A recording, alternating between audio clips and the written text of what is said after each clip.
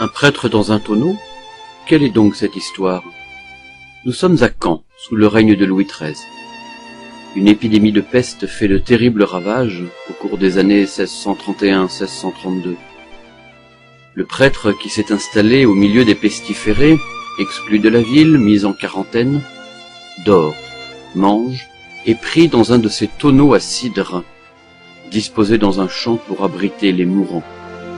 Cet homme, né en 1601 sous le règne d'Henri IV, et mort 79 ans plus tard sous celui de Louis XIV, s'appelle Jean Eudes.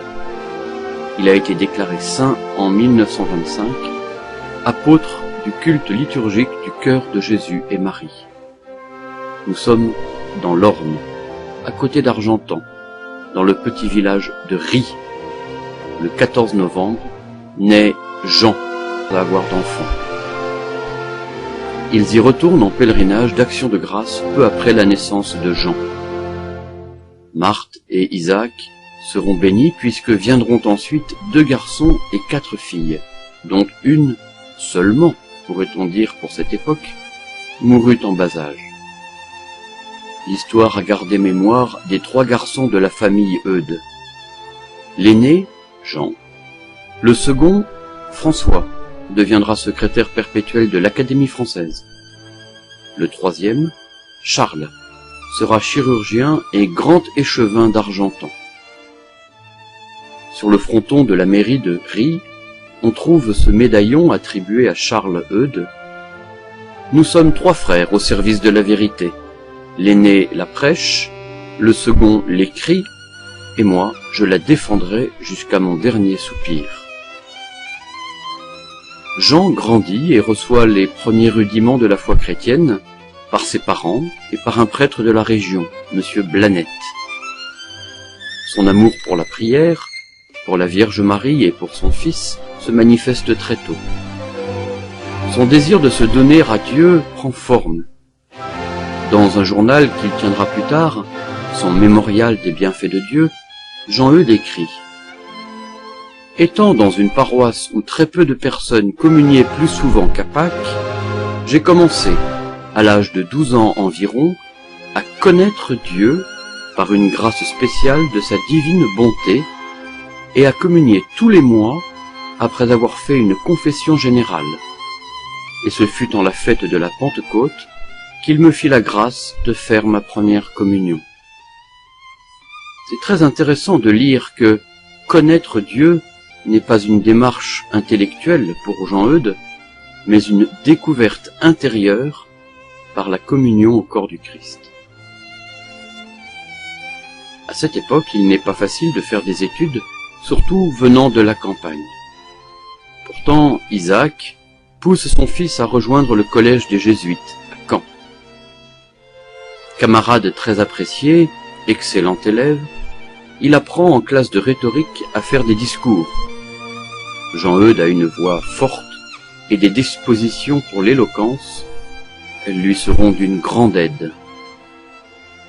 Mais Jean est aussi un chrétien convaincu et fervent qui aime passer du temps dans un cœur à cœur avec son Seigneur. Il pense à consacrer sa vie à Dieu, mais ne sait pas encore comment. C'est sans doute à cette époque qu'il va passer un anneau au doigt d'une statue de la Vierge Marie pour marquer qu'il l'a choisie pour sa dame. C'est à Caen que Jean va faire la connaissance d'une nouvelle congrégation religieuse fondée par le futur cardinal de Bérulle, l'Oratoire. Dans les débuts de ce XVIIe siècle, de grandes figures de l'Église de France vont contribuer à un renouveau spirituel. On peut nommer saint François de Sales, évêque d'Annecy, qui fonde les Visitandines avec Jeanne de Chantal, saint Vincent de Paul, qui fonde les Filles de la Charité et les prêtres lazaristes, Jean-Jacques Ollier, curé de Saint-Sulpice à Paris, qui fonde les Sulpiciens, le cardinal de Bérulle, qui introduit le Carmel en France et fonde l'Oratoire. Jean Eudes veut y entrer, mais son père refuse. Bravant l'interdiction paternelle, Jean Eudes quitte discrètement le domicile, mais son cheval refuse d'avancer. Comprenant que le Seigneur ne veut pas qu'il aille contre la volonté de son père, il rentre, se jette aux pieds de son père pour lui demander pardon.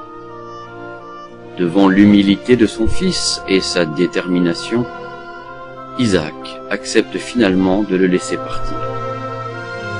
C'est à Paris, dans l'oratoire de la rue Saint-Honoré, que Jean-Eudes entre le 25 mars 1623. À l'oratoire, Jean-Eudes va mener une vie de prière et d'études sérieuses, et le 20 décembre 1625, il est ordonné prêtre à Paris. Il célèbre sa première messe la nuit de Noël.